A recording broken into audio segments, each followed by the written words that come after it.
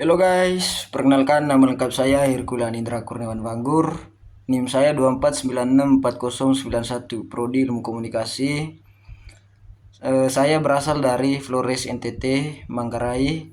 Saya berusia 21 tahun. Saya tertarik mempelajari kepemimpinan karena menurut saya, kepemimpinan bukan hanya tentang jabatan atau kekuasaan, tetapi tentang bagaimana seorang mampu memengaruhi, mengarahkan, dan mengajak orang lain untuk mencapai tujuan bersama. Dalam kehidupan bermasyarakat, kepemimpinan sangat dibutuhkan terutama untuk menjawab berbagai persoalan sosial yang masih banyak terjadi di sekitar kita. Alasan saya memilih organisasi sosial karena saya belum pernah menjadi pemimpin utama dalam sebuah organisasi besar, maka seandainya saya diberikan kesempatan menjadi pemimpin, saya memilih untuk menjadi pemimpin organisasi sosial kemasyarakatan. Alasan saya memilih organisasi ini adalah karena organisasi ini langsung bersentuhan dengan masyarakat. Seorang pemimpin di organisasi sosial tidak hanya dituntut cerdas secara intelektual, tetapi juga harus memiliki empati, kepedulian, dan kepekaan terhadap kondisi sosial di sekitarnya.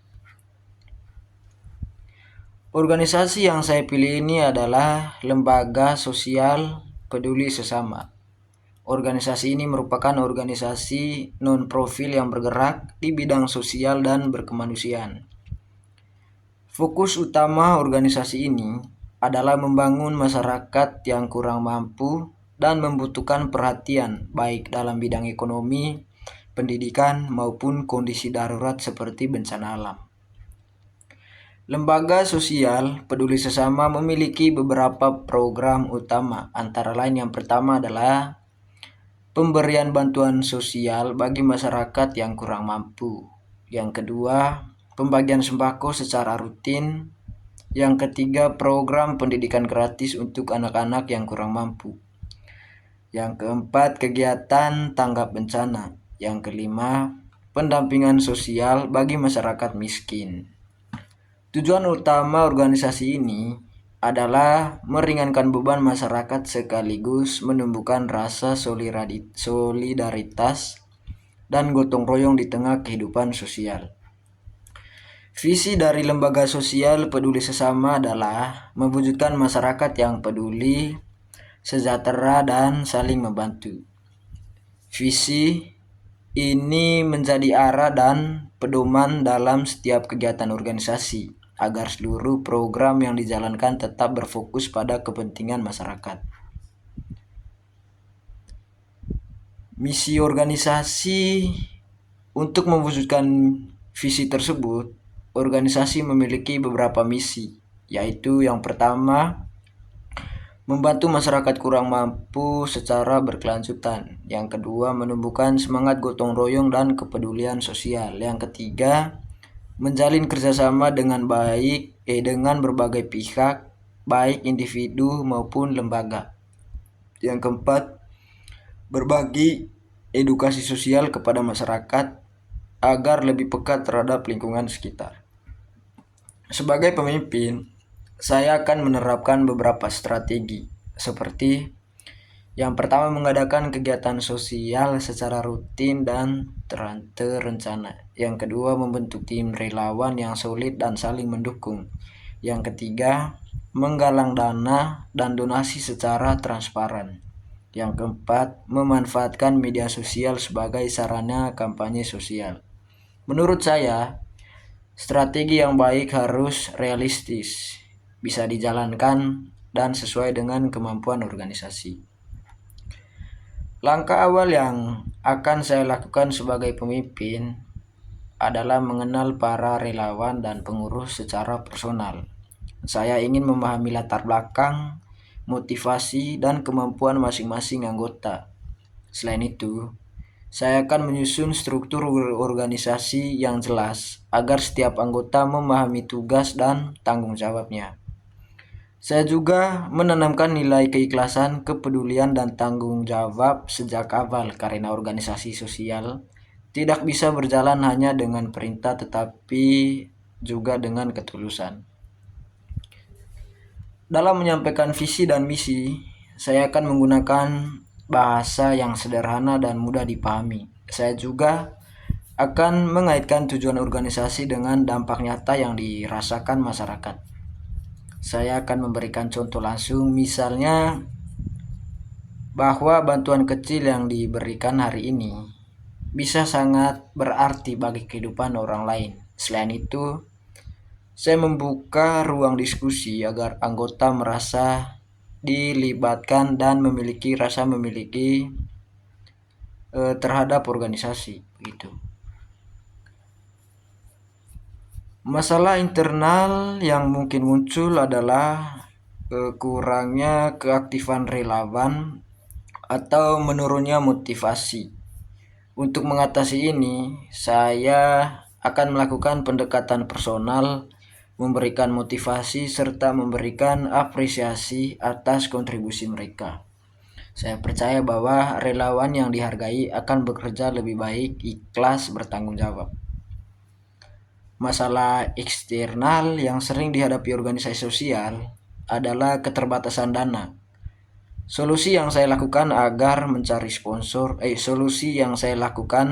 adalah mencari sponsor, menggalang donasi publik, serta membuat laporan keuangan yang transparan. Transparansi sangat penting untuk menjaga kepercayaan masyarakat terhadap organisasi.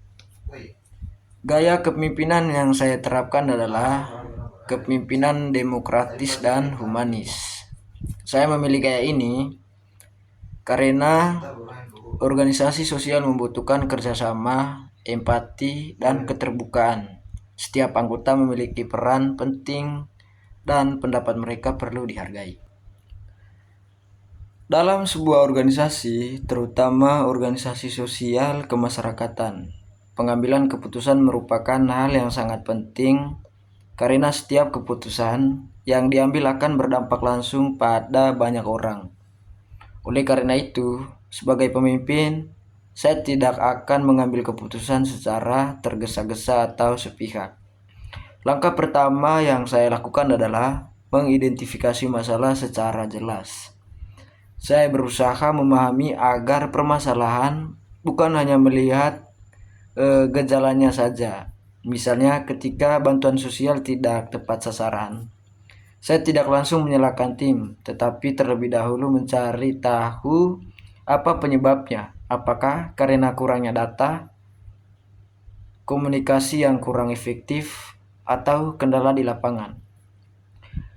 Terus langkah kedua yang akan saya ambil adalah mengumpulkan informasi dan data dari berbagai sumber, terutama dari relawan yang turun langsung ke lapangan.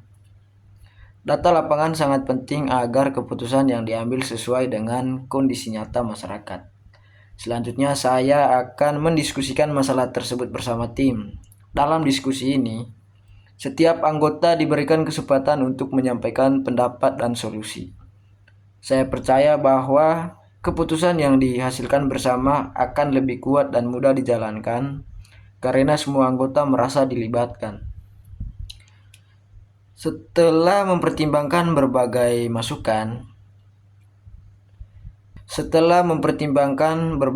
masukan, barulah saya menentukan keputusan terbaik yang paling berpihak pada kepentingan masyarakat dan sesuai dengan nilai-nilai organisasi.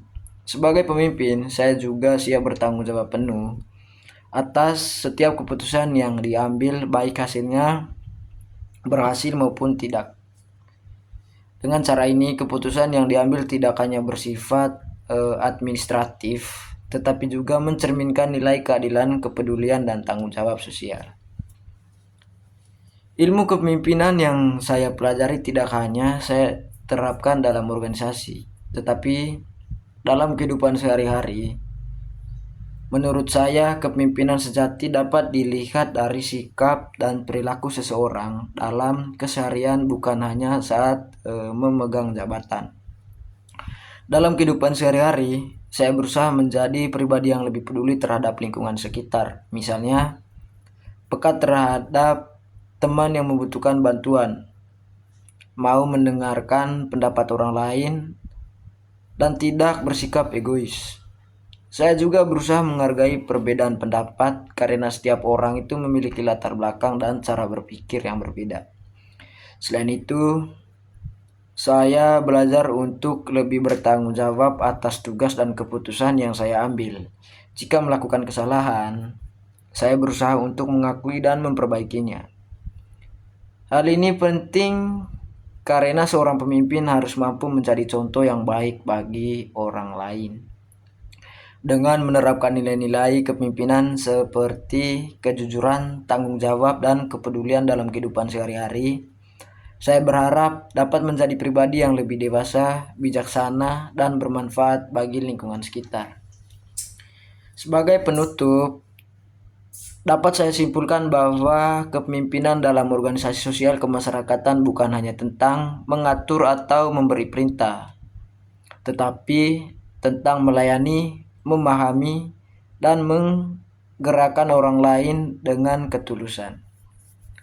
Seorang pemimpin sosial harus memiliki kepekaan sosial, empati, serta kemampuan bekerja sama dengan berbagai pihak. Demikian pemaparan saya mengenai kepemimpinan dalam organisasi sosial kemasyarakatan.